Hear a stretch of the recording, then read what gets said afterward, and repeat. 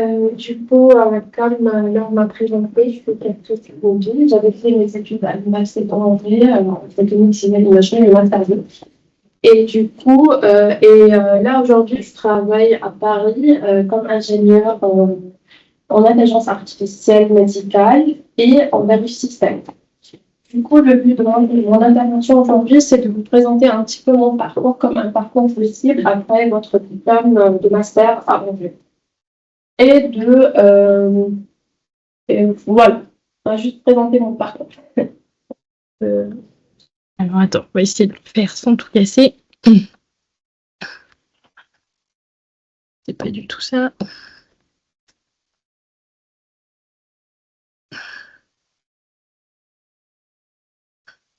Alors attends, elle est où ta présentation? Elle est là? Pourquoi je l'ai plus? Juste sur la présentation. Elle est là. Voilà, c'est bon. Voilà, bah c'est bon, elle est là, regarde, voilà. Ah voilà, très bien. Nickel. Ok, rapidement, j'ai commencé, pendant le lycée, j'avais fait un bac SVT, ensuite j'avais fait un diplôme d'ingénieur biomédical, et ensuite j'avais fait un master 2 PSI, et aujourd'hui je suis ingénieur de recherche en intelligence artificielle vérification système à Paris. Je travaille dans une entreprise qui s'appelle Terminal. Et du coup, je travaille 50% en intelligence artificielle médicale, c'est pour faire des algorithmes en intelligence les algorithmes d'intelligence artificielle en tout ce qui est médical, on va vous parler après, dans le slide d'après, et Verif System. Slide d'après. Pourquoi j'avais fait ce choix? Au lycée, j'étais intéressée par tout ce qui était vivant, santé. C'est pour ça que j'ai choisi le bac SVT et le diplôme d'ingénieur. Et pour le master PSI, en fait, c'était un choix qui permet d'élargir les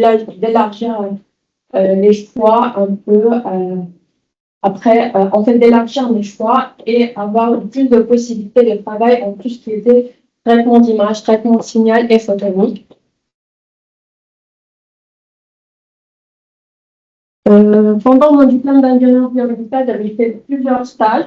Dans 2 stages, c'était dans des hôpitaux en tant qu'ingénieur biomédical en maintenance préventive et corrective. Et pendant mon master PSI, j'avais fait un stage à GEVES, qui est un laboratoire de recherche à Angers, je pense que vous connaissez, et en évaluation automatisée des sémences en utilisant la radiographie et l'intelligence artificielle. En fait, c'était pour la première fois un truc un peu différent, car j'étais pendant toutes mes études en train de faire tout ce qui était médical, et pour la première fois, j'étais en train de faire, j'avais fait un stage en végétal. En fait, le stage, c'était le stage en master 2. Ouais. Le stage en master 2, c'était, on avait des sémences de betterave et des sémences de févrole. Les sémences de betterave, il y avait plusieurs classes, et les sémences de févrole, il y avait plusieurs classes. Et du coup, le but de mon stage, c'était de classifier, en utilisant l'intelligence artificielle, les différentes classes de févrole et de betterave.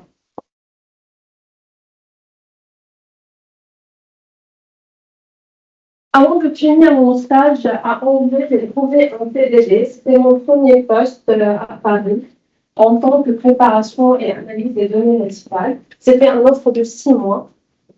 Ensuite, ils m'ont proposé un CDI qui était dans la même entreprise, mais cette fois-ci, c'était 50% en recherche en intelligence artificielle et 50% en vérif système.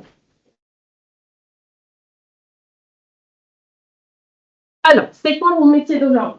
Mon métier d'aujourd'hui, c'est en intelligence artificielle, je suis en train de travailler sur En fait, il faut savoir, en recherche, qu'on travaille à chaque fois sur des sujets différents. Du coup, maintenant, actuellement, je travaille sur la détection du gel sur la peau du patient. À savoir, Interactimo, on est dans une entreprise qu'on a des machines ultrasonores. Ces machines ultrasonores permettent de traiter les varices par ultrason et traiter les cancers du sein et traiter la thyroïde aussi. Et parfois, en fait, le médecin qui traite oublie ou il ne fait pas attention d'étaler bien le gel sur le corps du patient, comme on voit sur l'image à gauche. Du coup, on a des paquets de gel sur les images. Si on laisse ces paquets de gel, ça va détruire ou bien réduire la qualité de l'image. Pourquoi? Car en fait, les paquets de gel, ils font réflexion pour les ultrasons. Bah, du coup, le but, c'est de faire un algorithme qui permet de détecter les paquets de gel en intelligence artificielle.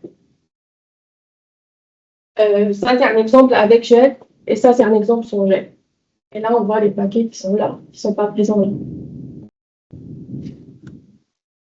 Le 50% du travail aussi, c'est de faire le test de Berry. Il faut savoir que dans une entreprise, on a deux équipes. On a plusieurs équipes, mais il y a deux équipes. Le premier équipe qui fait le dev.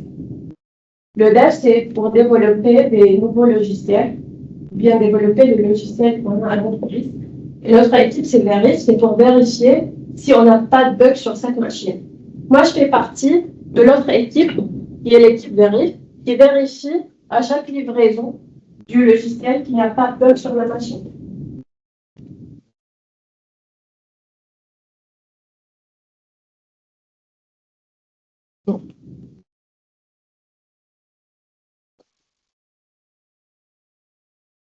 Alors, quand j'étais à votre place, ce que j'aurais aimé savoir, que les stages sont essentiels pour s'orienter.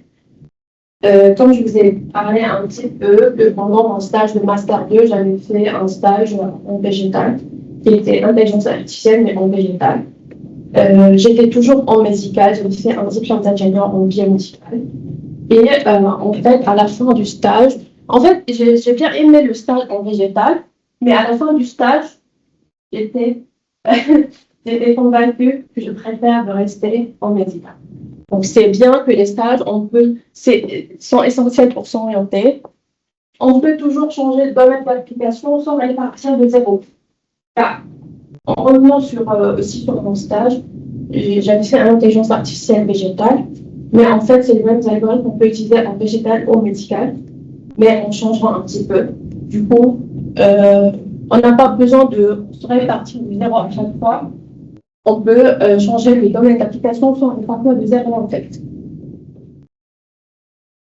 Parfois, on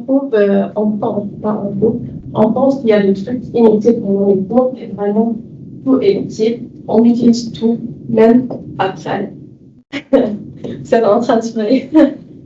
Même après, on utilise, par exemple, il y a des personnes qui n'aiment pas faire du code, MATLAB, Python, mais tout est utile après. Par exemple, moi, quand j'étais étudiante, j'ai jamais aimé ce qui est en lien avec la probabilité, les lois de probabilité, je sais pas quoi. Mais maintenant, je suis obligée un peu d'utiliser la probabilité. Du coup, tout est utile.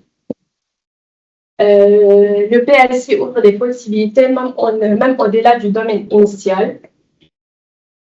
Car en fait, pendant le PLC, on avait fait vraiment pas mal du coup en traitement d'image, traitement de signal et photonique. Donc, vous avez au moins 3 domaines pour travailler. Au moins 3 domaines. Maintenant, je fais intelligence artificielle, car en fait, pendant mes cours, j'ai commencé à faire un peu de Python. Et pendant mon stage de fin d'études, pendant le Master 2, j'avais fait aussi intelligence artificielle. Donc, ça m'a permis aussi de travailler dans ce domaine. Et je fais aussi traitement d'image à l'école, au travail. Donc, vraiment, il ouvre des possibilités, même au-delà du domaine initial.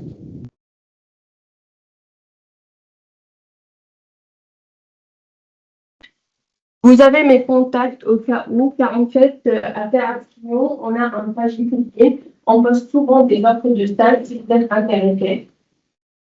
Non, je pense que là, on va distribuer des.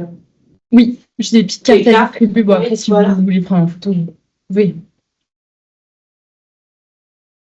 N'hésitez vraiment pas à regarder un peu les offres sur LinkedIn. On poste souvent des offres de stage et parfois des offres du travail.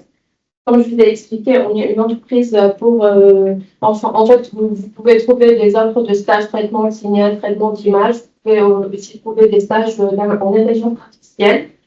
Et aussi d'autres domaines. On a un dev, on a un verif, on a tout. Donc, n'hésitez pas à regarder un petit peu les offres.